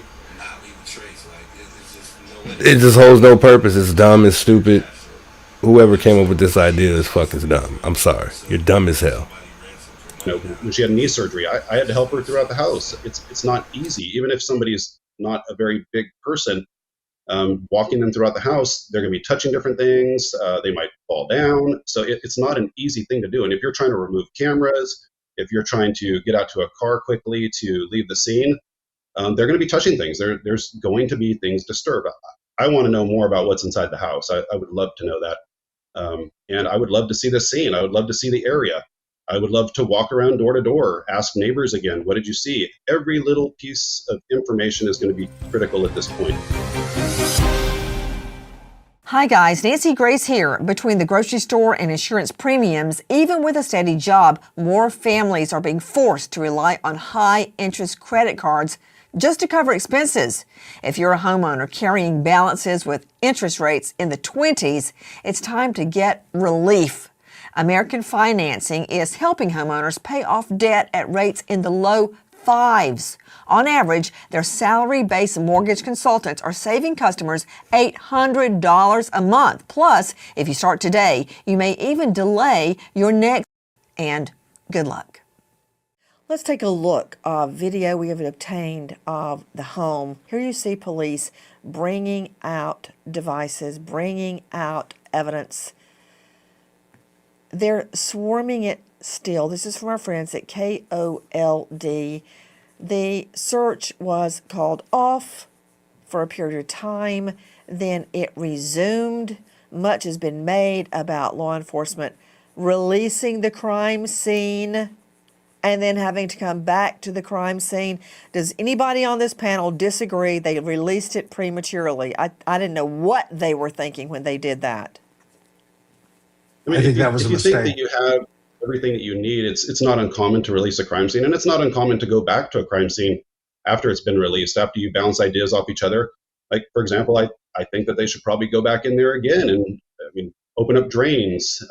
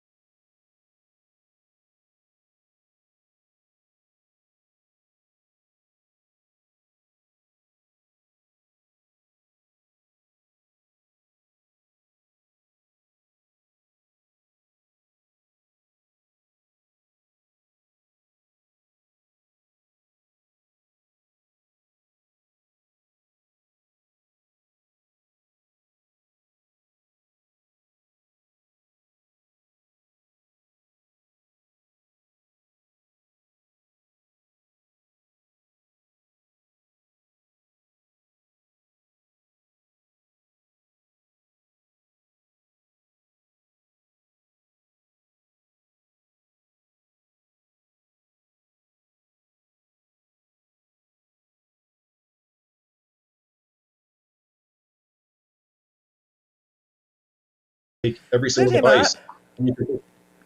As I have said many times, they release a crime scene and everybody and their little sister could go over there and poke around.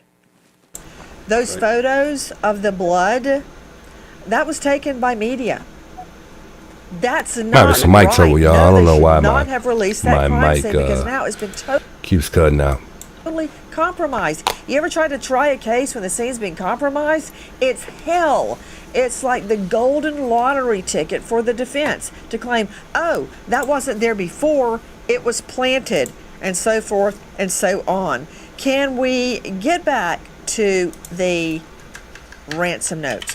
We all know by now, all you legal eagles know that a fake ransom note was delivered by text to Savannah and I think her brother and sister. That perp has been found, he's been arrested, and he's going to be prosecuted under federal law, and the theory is he used interstate commerce. What does that mean? Anything that crosses state lines has been deemed by our Supreme Court to be use of interstate commerce. Either you're driving across state lines, that's interstate, and you're using a vehicle and you bought gas, hey, that's commerce. You may be using the phone. You pay a phone bill, that's commerce. You may text. You may send a telegram. It doesn't matter. If your communication crosses state lines or any way controlled by the federal government, you have used interstate commerce. Bam. Does that make sense to everybody? No, it doesn't, but it makes sense to the U.S. Supreme Court. So when this guy sent a text across U.S. airwaves to Savannah for a ransom, which is a violation of the law, that's interstate commerce. He has already been booked and he is in jail. We have also learned Thank you, by the way. Has said all the fake ransoms are bogging down the investigation. There's that many. You know, Nancy, this is one of those situations where the media interest, because people are so fascinated by this, mainly because of Savannah Guthrie, but also the fact that there's an 84-year-old woman missing, and it's got people going crazy. So, yeah, the fact that we know there are ransom notes. You know, we've had plenty of missing people cases that we've covered that didn't have ransom notes. But here we have them. So all the crazies have come out of the woodwork and they're flooding. All the investigators have to take everything seriously. As they said from the very beginning, you know, before they even verified the first ransom notes we heard about, they were like, we are taking every tip, every call seriously. They have to. It's an investigation. And that's what they've been doing. That's how they were able to get the guy arrested in California so quickly. They've already got him admitting that he sent the fake, or that he sent the fake messages, you know? They had him tied down in a matter of 24 hours, Nancy. So yeah, they're spending a lot of time on everything that comes into them, including fake ransom notes, trying to take advantage of a Bitcoin billionaire, you know? You know, I'm thinking about technology. Here's the thing, y'all. I need to know this, because I might be overthinking this, though. But I got to ask y'all a question, man, for those of y'all in the chat. If somebody is asking for $2 million in Bitcoin, okay,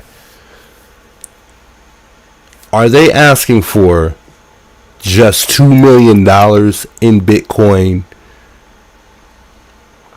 So $2 million in Bitcoin is for each Bitcoin, because the worth of a Bitcoin is not the same worth as it would be as opposed to me giving you $2 million in cash.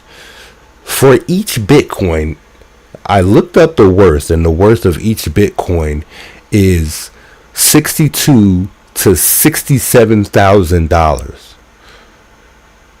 And 62, I want to say, or 63 times 2 million would be $126 billion. So they would be rich for life. And heritage is on, you know, as far as generations and generations go for family members, you know, and legacies that live on, whatever. But That's what I'm trying to figure out. Let me know in the chat. Are they asking for just $2 million worth of Bitcoin? Or do they want, you know what I'm saying? Because I'm confused based on what they're asking or whoever this person is. And for all we know or you may not know. But somebody that may have just digs deeper into the lines, I got to know. And I'll ask the question one more time just in case, because I know it's a little bit of an odd question. But are they asking for $2 million worth of Bitcoins? Or do they really literally want $2 million in Bitcoins? Because again, each Bitcoin is worth $63,000 to $67,000. So if I have $2 million in Bitcoins, that means I have about $126 billion worth of Bitcoins, because each of them is worth that much. So that means if I were to trade, and that's trade value, guys, in trade value we're talking about. I just had to stop to ask that. About going old school to solve this case.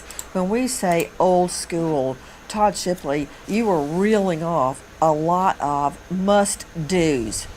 What are they? What must be happening right now? Well, from a technology point of view, what the law enforcement is looking at is anything that they can find where there's a record. They're looking at the tower records. By the way, I don't know if you heard me earlier, but I live in about the First and River area. I'm not going to say exactly where I live, but in that general area is where I live. This is probably about 10 minutes away from where I live. I've done a lot of Instacart. I still do a lot of Instacart myself. So there may be a chance I even delivered a grocery order to this lady, considering she uses DoorDash. You know, there may be a chance perhaps that I might have, dropped off a couple bags. You feel me? I definitely wasn't that guy, though, that would take an old lady. Nah, wasn't me. For all the cell phones in that area. Keep in mind, there's always going to be a lot of records, but this is the middle of the night, so there'll be less. They're going to get a look at all the flock cameras and any cameras that are reading license plates in and around the area and throughout Tucson, because they're trying to find any suspect that's moving at that time of night. And so that's going to limit the amount of people moving around. So I know they've already looked at all the Ring cameras in the neighborhood. They're looking at all the records that they could find technology-wise. They've gone through her phone trying to figure out other things that she's done that could lead up to or precipitate something. Keep in mind, we don't know the contact she's had with other people. One of the things I talk about all the time with seniors and vulnerable people is that if you're not paying attention, they could get sucked into some kind of scam and you don't know it. So they're looking at her phone to find out if she was texting, communicating with, on WhatsApp with somebody talking about Bitcoin or something else, and becoming more conversant with the kinds of contacts she had towards the end there. So there's a huge amount of valuable data they're going to get from the technology. What about it, Jeffrey Gentry? I'm curious about the motive. Is it really financial at this point? Because you have a person that has obviously put out there that they... That's what I was just saying. This crime, but they I haven't was been just in saying contact that. with family since, they haven't been in contact with law enforcement. So I think you have to kind of start thinking about doing some profiling in this case, trying to figure out who this suspect is and what actually is their intended motive. And why haven't you heard from them? Why? Well, I think the motive is clear. Have I missed something? They said, give me millions in Bitcoin, quote, or else. I think that's the motive. Which leads me to, has anybody hit Nancy Guthrie or her family up for money? Is somebody in need, financial need that they know of? I would be looking at every single person and their husbands and sons. Yeah, I'm not gonna lie, because if my mama went missing, I'm literally blaming everybody until I get to the bottom of it, dog. I don't trust nobody, bro. I don't trust nobody. If he was struggling and he been hitting up my mom for money, nigga, we finna look into the details, bro. We finna look in between all of the lines, bro. I guarantee you, dog. Ain't no way. We finna get to the bottom of it, dog. And like Nancy was saying, these people in the family, to just move the chains a little bit quicker and in a direction away from the family, since nobody, obviously wants to be profiled as a kidnapper and potential murderer, the best thing to do would be take a poly. Take a poly. That need money. Anybody with a record, they've already been looking at sex predators in the area, but it's not about a sex predator. I'm telling you that right now. Agree or disagree, Chris McDonough? Yeah, I wouldn't take anything off the table, though, because she's such a low-risk victim here. There is an association between the victim and this offender. And to your point, Nancy, somewhere in this circle of influence, and you always do start with the family, of course, and you work your way out. This offender is familiar because if you look at the victimology of this particular woman here, the offender risk of just arbitrarily showing up at 2 o'clock in the morning, ripping a doorbell off, breaking into a house, taking an 84-year-old woman out of that house and then saying, oh, by the way, I need Bitcoin between $2 or $4 million. That tells us a whole bunch about the unsophistication of this particular perpetrator. So that means at some point they have crossed paths. If you look at this picture here with her sitting on that chair, look at her left hand.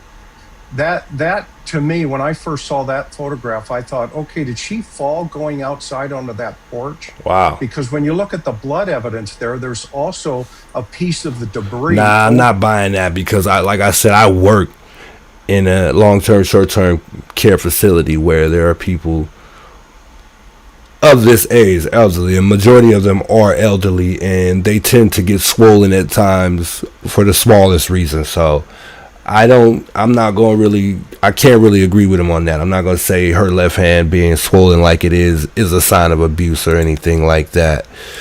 I can't say that. And I don't know if y'all can see it. Let me scoot the screen over a little bit. Nah, you can't really see her left hand. They're showing it. Let me see if I can cut that off so y'all can get a little glimpse of what her left hand is looking like.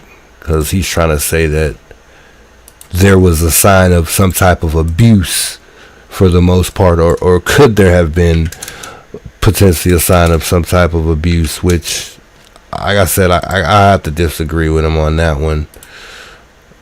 Let me cut this off real quick just so y'all could see what he's talking about. And you can see her hand. If I'm able to cut it down where I want to cut it at so y'all can see it. Because for whatever reason on my screen where I'm showing, it's cutting off her hand. So this is what her hand looks like. And like I said, especially in white people, their hands tend to swell. And old people in general, but I mean, they have that kind of, not in pigment, but it looks like bruising around the hands. And I can't recall what you call that, but definitely I wouldn't say is a sign of some type of abuse in the past, which, I'm not saying she's never been abused in the past or been through that, but I'm saying I don't think that would be a sign of it. We're on top of the blood, and those are also going out that to me. So that means at some point they have crossed paths. And if you look at this picture here with her sitting on that chair, look at her left hand. That to me, when I first saw that photograph, I thought, okay, did she fall going outside onto that porch?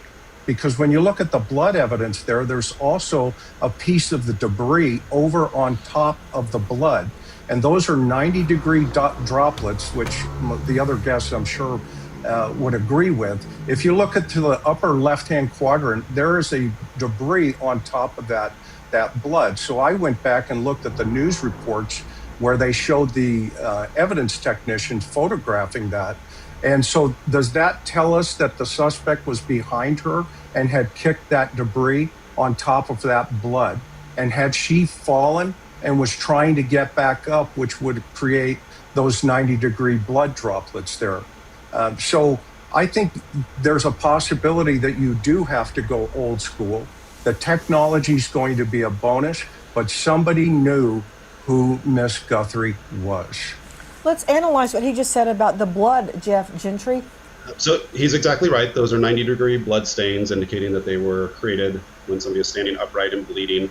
What I don't see, though, is any evidence that she was on the ground struggling. Right. I agree. I don't really see any signs of evidence of her, being on the ground struggling. I feel like she could have been bleeding for whatever, health-related issues that she's going through. I don't know, but I don't really see a sign of any type of struggle or of a fall. You know what I'm saying? And for someone who can't walk, there's probably not going to be a fall, or who doesn't walk very well, because they said the lady uses a cane. So for someone who needs assistance with walking, because that's part of my job and what I do, I assist people with not only transferring from the bed to the wheelchair, but also for the ones that are more independent, I walk with them, and we stay within a very close distance to where these things don't happen. And due to the fact that the person that did take this lady, and it looks like they made sure she didn't fall, tells me that it's someone that knows the lady very well. You know what I'm saying? But I think typically in any situation where you are kidnapping an older lady, you are going to guide her out of the house, in an assistant fashion. You know what I'm saying? As if you already have the mindset of her. You already have it in your mind that this lady's going to have some type of trouble walking considering her age. But the fact that the person went in the home, they knew who she was, they assisted her with leaving the home, tells me it was a family member, dog. It does.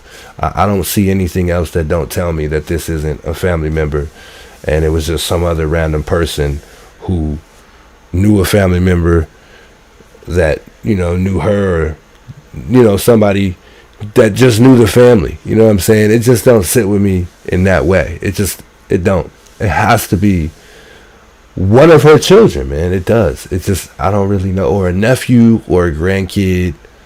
This story, from what I'm observing, just tells me it has to be somebody within the family involved in this particular situation. At any point. So if she did fall and was injured in some way, I don't see any, they're called transfer stains, and they look completely different than the 90-degree blood drops or the stains that you see there. If she did fall and was injured in some way, I don't see any, they're called transfer stains, and they look completely different than the 90-degree blood drops or the stains that you see there.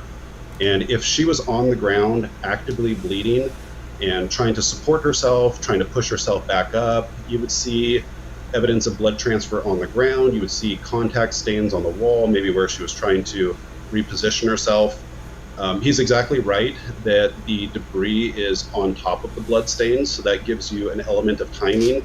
But I do know that the weather there in that area, I was told that it's rather windy on a regular basis, and so it's not uncommon for things to blow. By the way, I don't normally do this, but I did want to enlighten the viewers. I didn't say that Nancy Guthrie was found. I put Nancy Guthrie found, like question mark, has she been found? You know what I'm saying? I didn't put that she's been found. All right, like I know she's been found. You know what I'm saying? We're staying in tune to this whole thing just like everyone else, so I'm just trying to keep everybody else in tune, and hopefully maybe during this video, during the time that we are watching this, maybe we will discover some type of news as far as her being found. So just wanted to enlighten y'all on that. It does have a question mark at the end, by the way.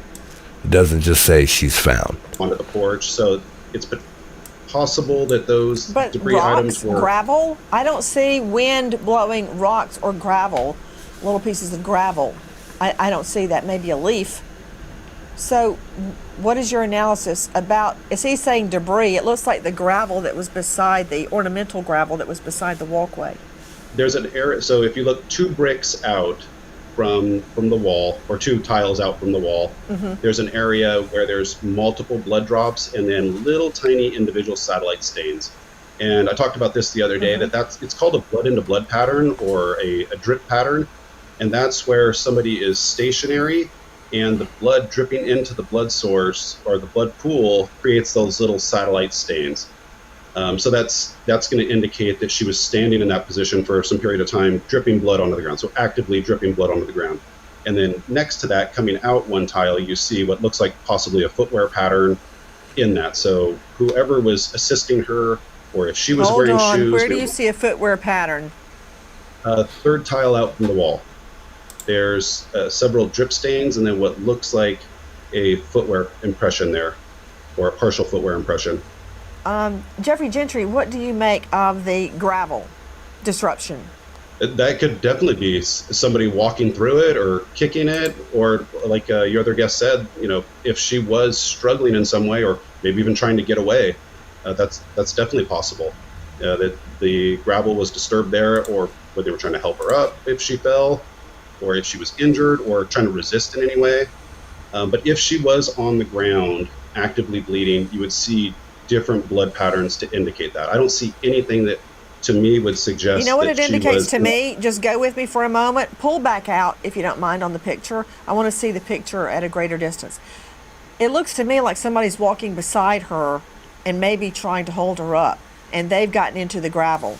The gravel is to our right. It would be her left, holding her maybe under the arm, and she's walking forward, and somebody is on her left in that gravel. We know her cane was in the home, so she needs help walking. According to Jeffrey Gentry, who's a blood spatter analyst, she's upright and walking based on the blood spatter.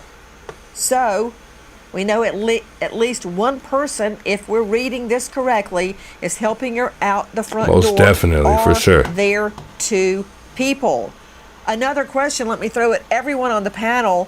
I've gotten a lot of questions on social about her pacemaker. And yes, I had thought about it. I researched it. I spoke to a doctor. There's no GPS in a pacemaker. That's the way I understand it. So we're not going to... I don't want to say that's true because a pacemaker alerts somebody's phone from whomever has the pacemaker. And I'm not too sure if you can set... I'm sure you probably can, but I'm not too... I mean, I would. If it was my mom, I would have the pacemaker app set up on my phone so I could also monitor my mom's, whatever's going on with her pacemaker. Because obviously going up in age, you're going to have, troubles. Things are going to happen. So considering that, you definitely need that second hand to keep an eye on your pacemaker. You never know. You could have a stroke any day. Anything can happen when you're older. You're very fragile the older you get. But, yeah. I mean, definitely has a GPS because how the hell else am I going to find and track my mother if she goes down with her pacemaker? Or how are the ambulance or, whoever comes to rescue that person who's, the pacemaker's set up that way nowadays.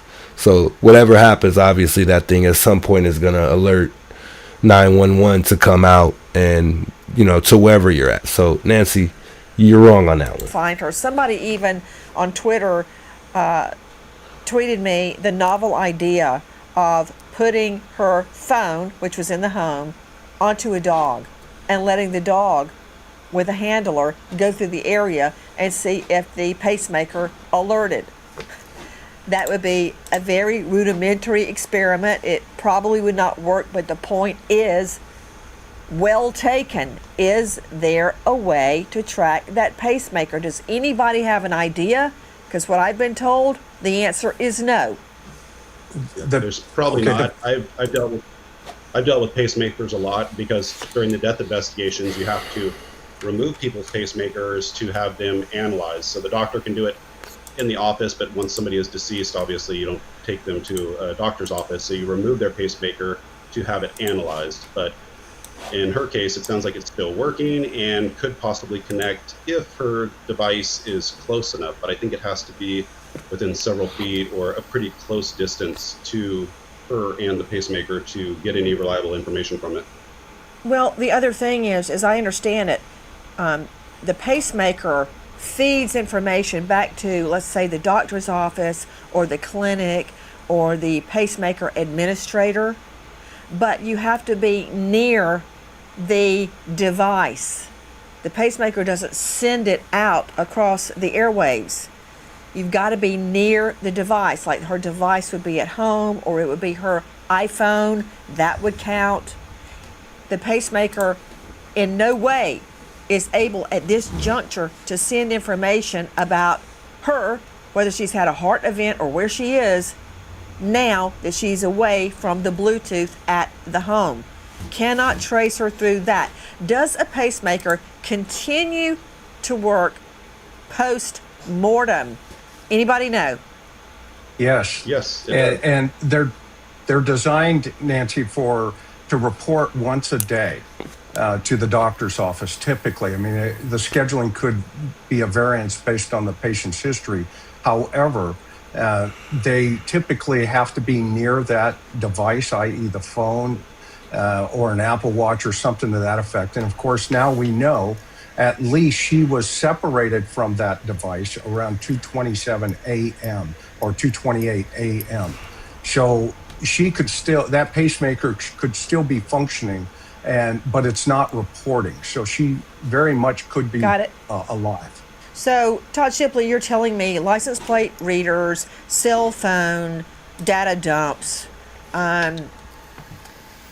obviously cameras at red lights for those early morning hours when there's less traffic. Any other old polygraphs on everybody? And if you're not willing to take a polygraph, to hey with you, you're now on the suspect For list. real. Am I For missing real. anything, Shipley? Well, the cameras are going to tell a story. Whether it's going to have a complete story, as we know, it's probably not. But there are going to be a lot of information that they're still trying to go through, because you're talking hours. And there were of data. cameras in the home, Todd. There were cameras in the home. Hey, I want you to hear this fact. Dave Mack, tell them about the status of the cameras in the home. Well, what we were told, or what has been reported, is that cameras inside the home that were there, and they were placed at different angles to cover all areas inside the home so that they could be checked on by family Wait, members what? in case. Wait. Did he just say there were cameras in the home? What we were told, or what has been reported, is that cameras inside the home that were there, and they were placed at different angles to cover all areas inside the home. Oh, so these people know something already then. They're definitely going to figure this out for sure, no doubt about it. If there were cameras in this house, dog, this is over. This is over. It's just a matter of time before they let us know what's going on, bro. So I think we'll know by tomorrow. Maybe even sometime this week, this upcoming week, what's going on with this whole investigation for sure. No doubt about it, man. No doubt about it. Wow. I didn't even hear that. I didn't discover that until now. That's crazy. That were there, and they were placed at different angles to cover all areas inside the home so that they could be checked on by family members in case Nancy were to fall or become incapacitated. They could then see inside the home. It has been reported that, they didn't pay for the subscription service, and so the cameras didn't record anything for 8 hours, and then it just continued to tape over. And for those of you who don't know, if you don't pay for the subscription service, you can only go back on your camera a certain amount of time. It looks like for hers it was 8 hours. So unfortunately, they're only going to be able to see so much of what these cameras that she had inside of her home caught and got recorded. So they might be out of luck on this whole camera thing. I mean, dang, that really sucks to hear. So that's the downfall with the cameras in the home. They didn't pay for the subscription. The crazy part about it is this lady lives alone, and I don't think at 84, considering she's starting to have trouble walking, it seems like she's still a very independent lady from what I can see, considering she lives alone. But due to the fact that she has a cane, she probably wants to live alone, but she's already having trouble walking. I feel like when you start to get to that point, you should no longer live alone, because it starts to get scary. I got to be honest. Like when I hit 84, I don't want to live alone. I don't think living alone is going to be a good idea if I even make it to 84. God forbid. That they didn't pay for the subscription service, and so the cameras didn't record anything other than for 8 hours, and then it just continued to tape over. So there is nothing saved. By the time the police were involved, she'd already been gone. Nothing. And very quickly, Jeffrey, what is the difference in the wide pattern of blood drops and the tight groupings? Is that where you're saying blood into blood? So she's standing in one place? Is that what you're saying? There's droplets and then there's satellite droplets?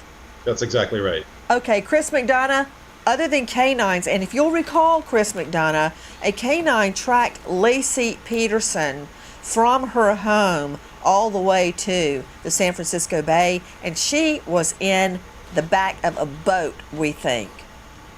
Right? That far. Yes, ma'am. So if she could be traced that way, I'm wondering why cadaver dogs can't at least give me a direction in which Nancy went. Well, and that's where the U.S. Customs and Border Patrol canine teams, the BORAC team, was brought into this.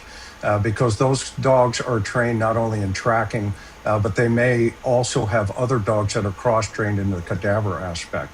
So they're going to put those dogs in a 30-foot lead, and they're going to get some type of scents inside of the house that belong to Nancy, typically a shirt, a rag, a shoe, something like that, and then they're going to let the dog run. So the fact that those dogs are there, Nancy, they're really stepping it up.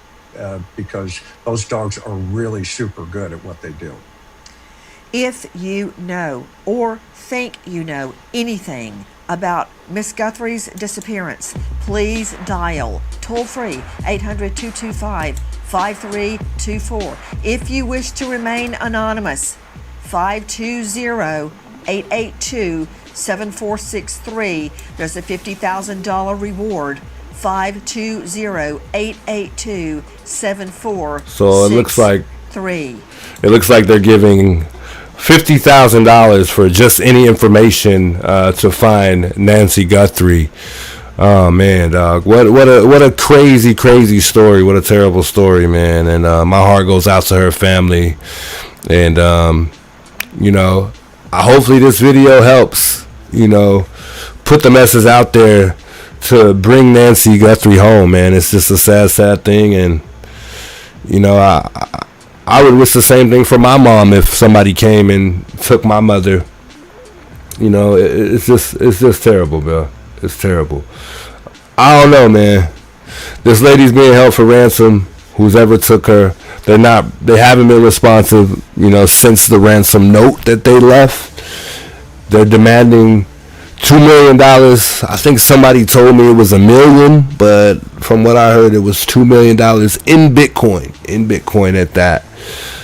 From the sounds of the story, it seems like it's a family member to me. I mean, you don't even have too many friends when you're 84 years old. You know what I'm saying? You only have a select people besides your children and, family members come over to your house that you're involved with at that age. So it's really hard to say that she, especially being that her daughter's the more famous one, she's on a talk show or some big show called Today. Why they wouldn't go after her, and they chose to go after her mother. This story is just twisted in so many ways, and it's so hard to just, figure it out. We just want to figure it out. We want to know. We really just want to know where this lady's at. We want her home with her children, and whoever else, she has in her life that's a family member and close friends. Man, hey, shout out to everybody who stopped by and plugged in. Don't forget, subscribe, like it. Man, hey, follow me on Instagram. We'll still follow this for however long it takes for us to find and bring this lady Nancy Guthrie home. Stay tuned, man. We'll be live again tomorrow to, try to figure out what's going on, man. My mind is everywhere right now, man. It's just so much to bottle up, based on everything that happened. But again, shouts to everybody who stopped by. It's your boy YouTube Juice. I'm out, man. I'm signing out, dog. That's my time. Subscribe, baby. Subscribe. We gone, man. Love y'all.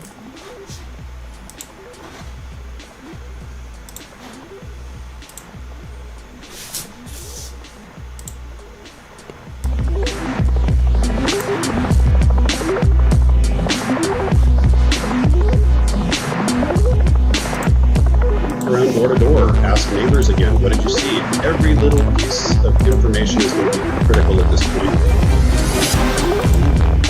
Hi guys, Nancy Grace here. Between the grocery store and gas on flame, the suggestion that the family's involved. Number one, the family's always scrutinized first. Statistically, they are involved. I do not believe at this juncture that that is the case here. I want to defend them. So that is not out of the ordinary. This is what I think they should do, Chris McDonough. Everybody take a polygraph. Everybody. Everybody in the family, all the granny nannies, everyone that worked with her in her yard, in her driveway, the handyman, the Instacart person, the pizza guy, all of them, even the Sunday school teacher. Yes, I said it. Submit to a polygraph. What do you think about that, Chris McDonough? And then anybody that says HLLNO,